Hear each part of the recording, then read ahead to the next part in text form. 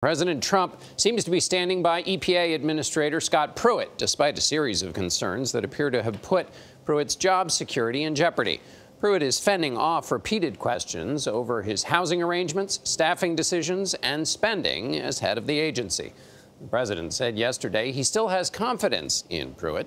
Julianna Goldman was first to report on a longtime EPA official who was reassigned after clashing with Pruitt. She's outside the agency's headquarters in Washington. Julianna, good morning. Good morning. Well, despite warnings from White House officials, Scott Pruitt has launched a full-court press to defend himself, but it's not stopping even some Republican lawmakers from calling for his resignation.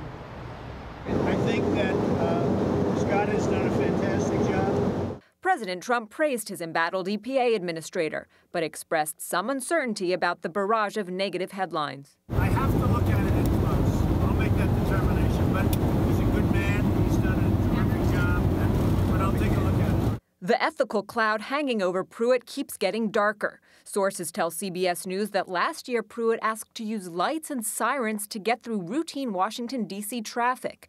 His lead security agent told him it can only be done in an emergency. Less than 2 weeks later, that agent was reassigned within the agency. As more ethical questions piled up this week, Pruitt went on a media offensive. Is draining the swamp renting an apartment from the wife of a Washington lobbyist? I don't think that that's even remotely fair to ask that question.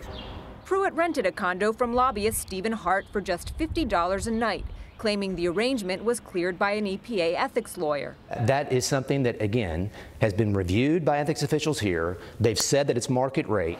But that lawyer now says he didn't have all the facts, including that Pruitt's daughter also stayed in a room there. Mr. Hart has no clients that has business before this agency. Pruitt also claimed the rental didn't pose a conflict of interest. But Senate lobbying records show Hart represented several companies who had business with the EPA while Pruitt was his tenant. Pruitt's saving grace may be that President Trump and conservatives both see Pruitt as perhaps the most effective cabinet secretary in rolling back Obama-era regulations.